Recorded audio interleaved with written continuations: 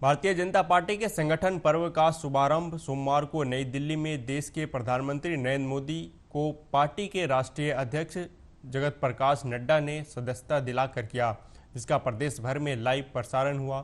मध्य प्रदेश के भाजपा प्रदेश कार्यालय में मुख्यमंत्री डॉक्टर मोहन यादव, भाजपा प्रदेश अध्यक्ष और खजुराहो सांसद विष्णु दत्त शर्मा, प्रदेश प्रभारी डॉक्टर महेंद्र सिंह सहित पार्टी के वरिष्ठ नेता और पदाधिकारियों ने लाइव प्रसारण देखा। इस अवसर पर मध्य प्रदेश शासन के मंत्री सहित पार्टी के वरिष्ठ नेता और पदाधिकारी उपस्थित रहे। हम सबने भी भूमिका निभाई है। पुनः प्रधानमंत्री जी को, राष्ट्रीय अध्यक्ष जी को बहुत बहुत बधाई, बहुत शुभकामनाएं। भारतीय जनता पार्टी राष्ट्रीय स्तर पर संगठन पर्व मनाते हुए जिस प्रकार से हमारे राष्ट्रीय अध्यक्ष श्रीमान जेपी नड्डा जी ने हमारे यशस्वी प्रधानमंत्री श्रीमान नरेंद्र मोदी जी को सदस्यता दिलाई है, यह 10 करोड़ सदस्य बनाने का अभियान का एक तरह से श्री गणेश है। इसके बाद हमारे गृह मंत्री श्रीमान अमित शाह जी, जेपी नड्डा जी स्वयं, माननीय राजनाथ सिंह जी, ये पूरे देश में आज का दृश्य अपनी आंखों में एक तरह से हमेशा हमेशा के लिए अमिट छाप छोड़ गया है।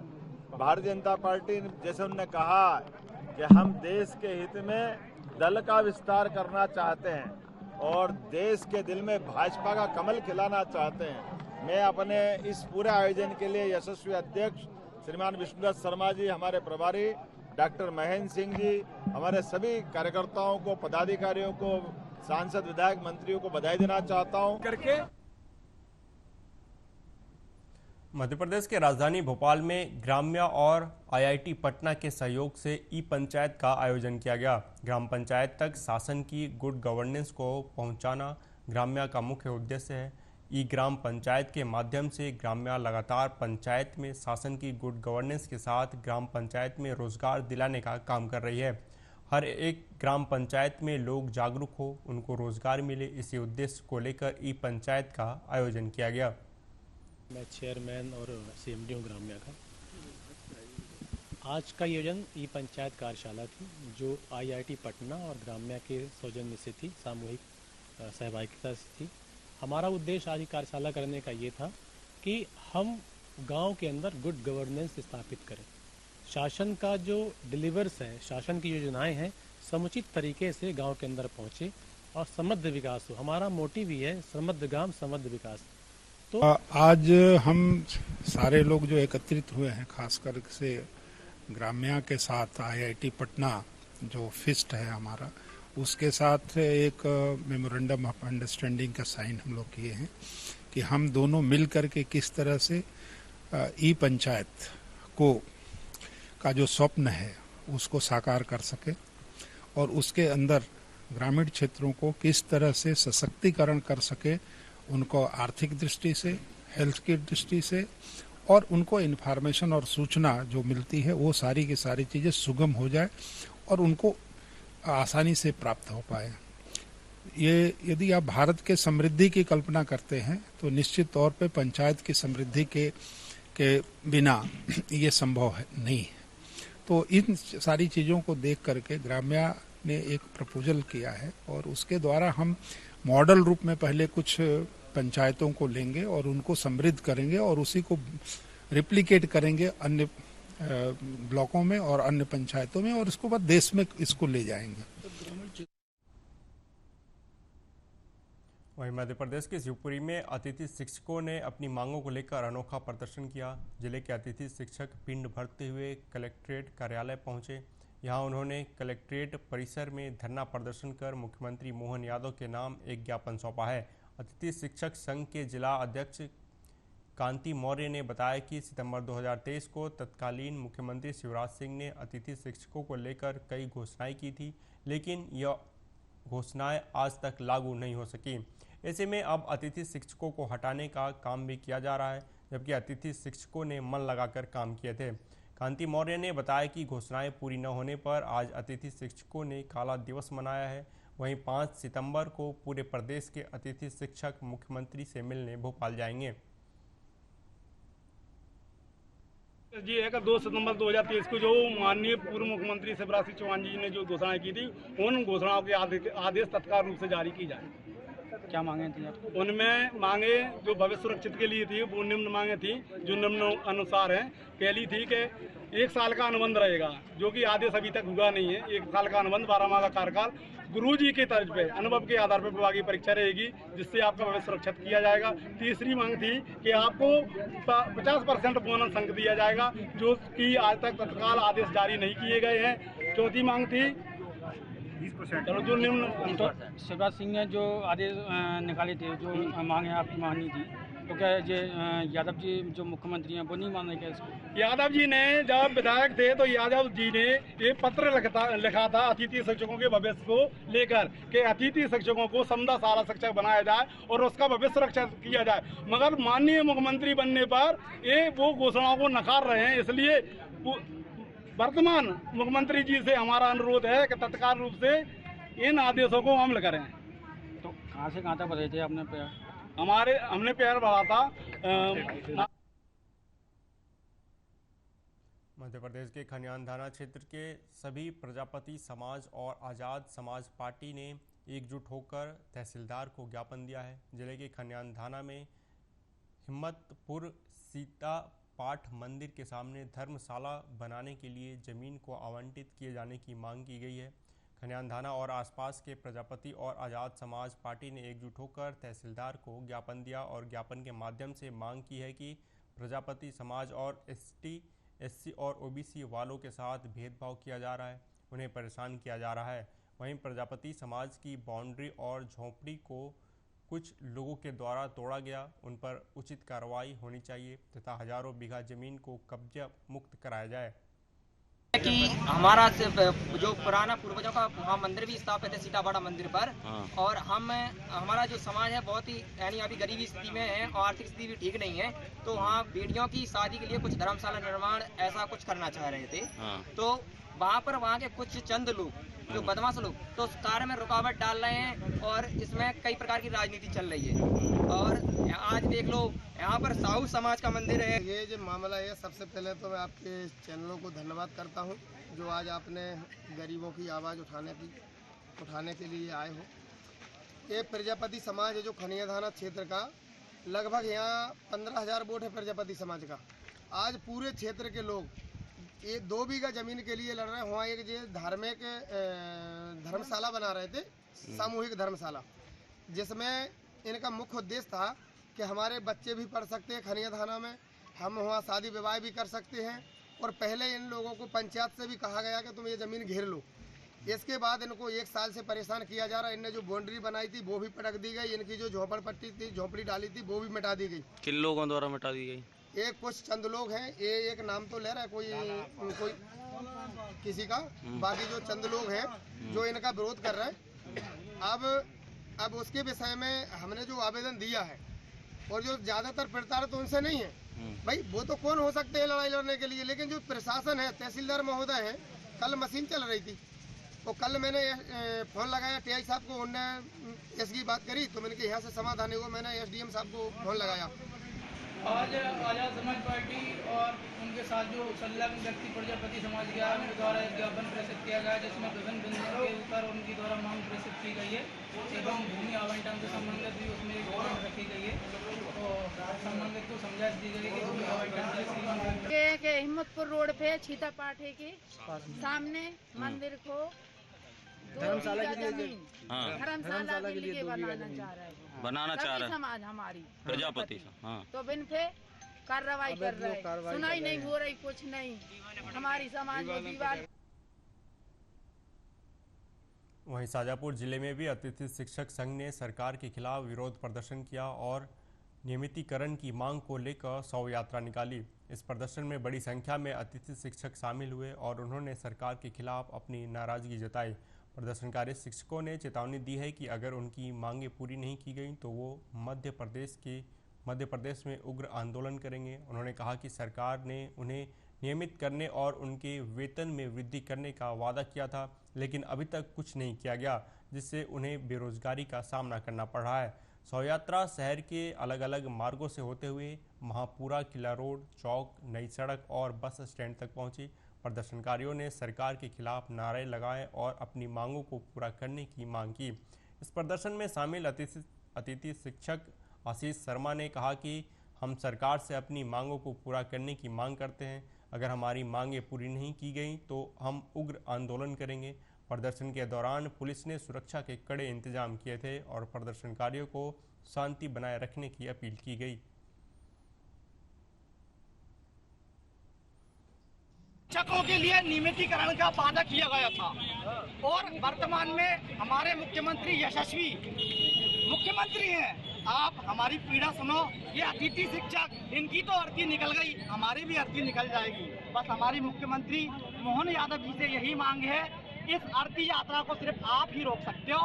हमारी सारी मांगे जो पूर्व मुख्यमंत्री जी ने की थी जल्दी से धरातल पर लेके आए और मुख्यमंत्री जी की ने जो भी घोषणा करी थी वो पूरे आदेश जल्दी से जल्दी जारी करें। आपका नाम है? परिचय। मेरा शुभ नाम है अवधेश जाटव।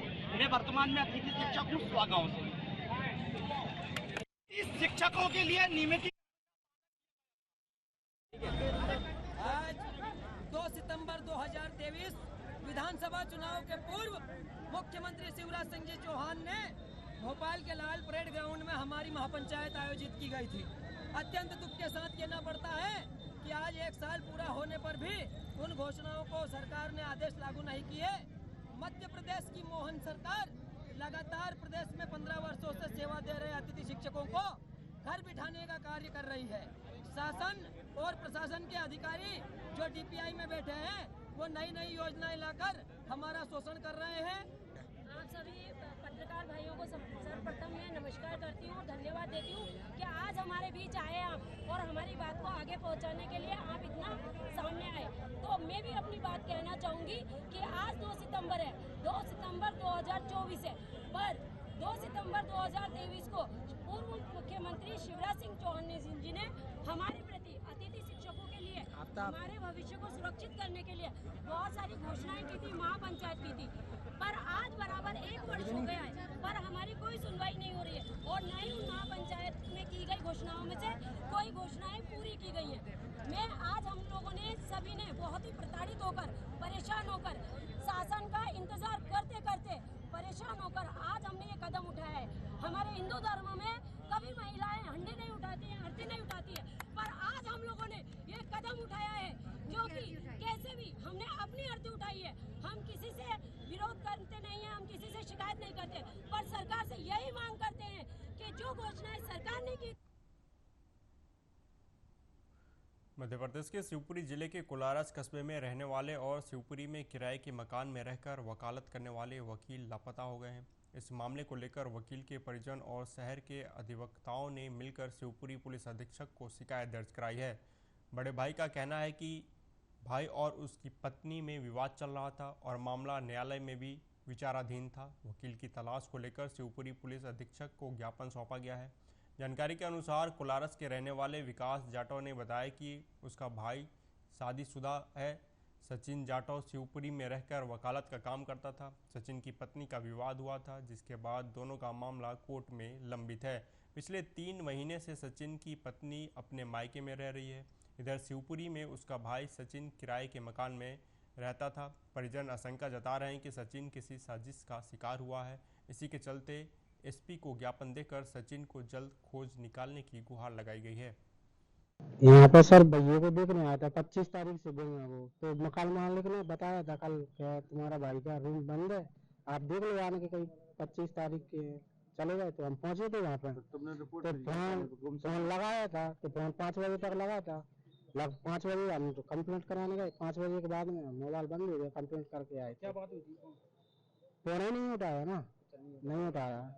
25 तारीख से फोन लगा रहे थे, 25 तारीख से फोन भी नहीं उठाया। तो कहाँ गए क्या पता? कोई पता नहीं बताया।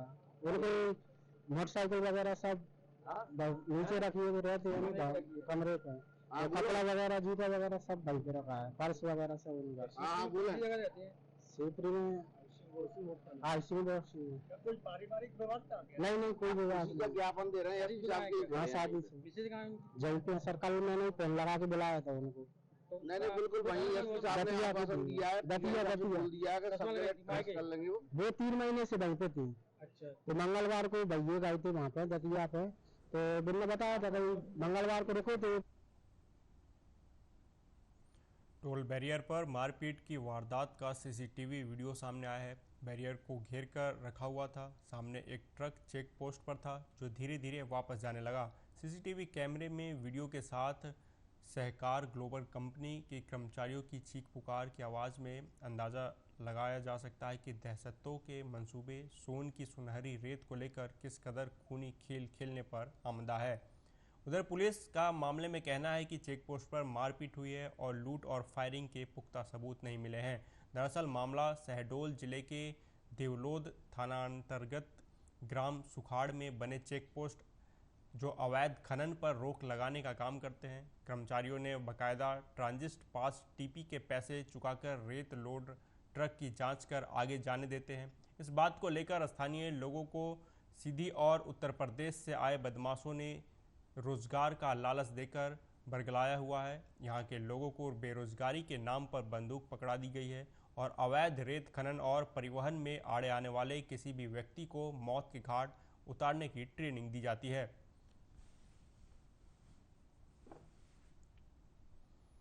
उधर शिवपुरी जिले के बैराड नगर में किरार धाकर समाज के द्वारा अपने आराध्य देव भगवान बलराम के जन्मोत्सव के उपलक्ष्य में विशाल शोभा यात्रा का आयोजन किया गया। भगवान धरणीधर जयंती के मौके पर धाकर समाज की शोभा यात्रा का भव्य विशाल नज़ारा देखने को मिला। इस अवसर पर पूर्व राज्य मंत्री लाखन सिंह किरार, मंत्री सुरेश धाकर, राज्य मंत्री प्रहलाद भारती, किरार समाज के राष्ट्रीय अध्यक्ष गुलाब सिंह मौजूद रहे। वहीं राष्ट्रीय अध्यक्ष गुलाब सिंह ने कहा कि इस तरह के कार्यक्रम आयोजित होने से न केवल सामाजिक एकता होती है बल्कि ईश्वर के प्रति आस्था और आने वाले पीढ़ी को समाज के इतिहास की जानकारी भी मिलती है।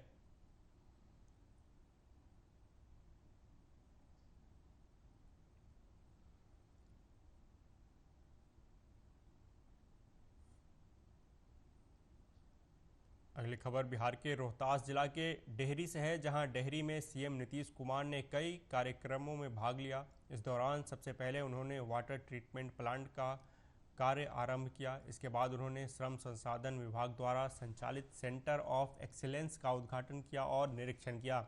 इसके बाद उन्होंने भैंसही पंचायत के बस्तीपुर में बिहार सरकार के अलग अलग योजनाओं के लिए लगाए गए स्टॉल का जायजा लिया।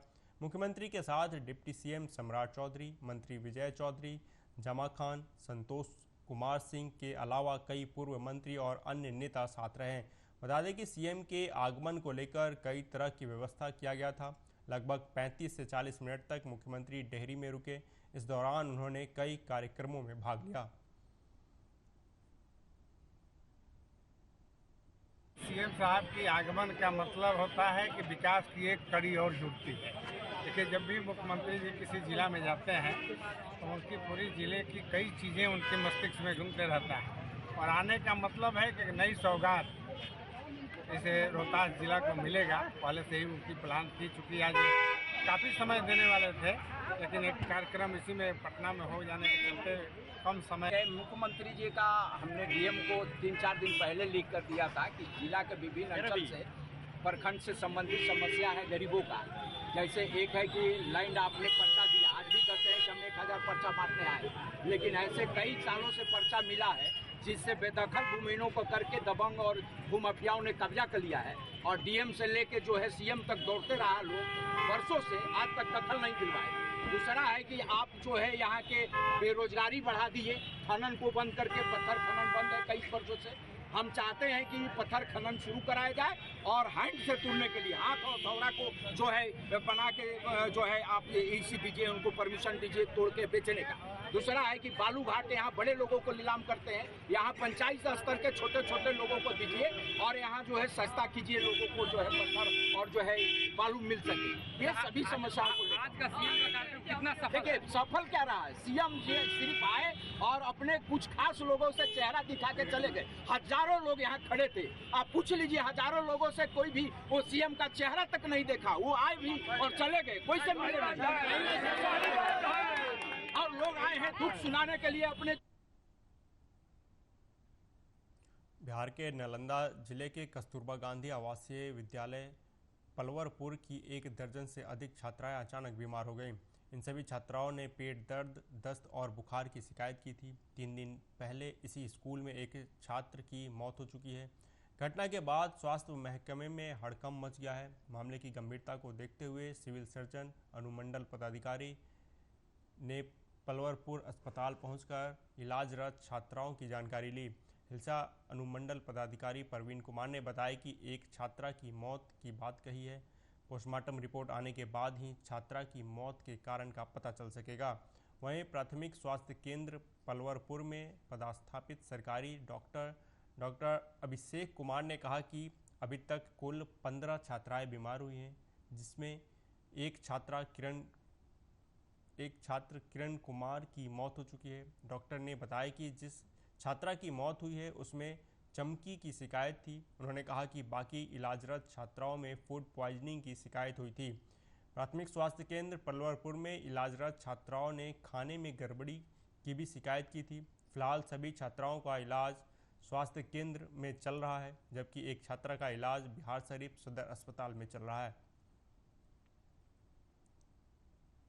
9 बच्चे बताया गया हॉस्पिटल में एडमिट हैं और सभी लोग यही बता रहे हैं कि उनको सर दर्द चल रहा है और पेट में दर्द है और अनुमानतः ये हो सकता है कि पानी और खाने की वजह से।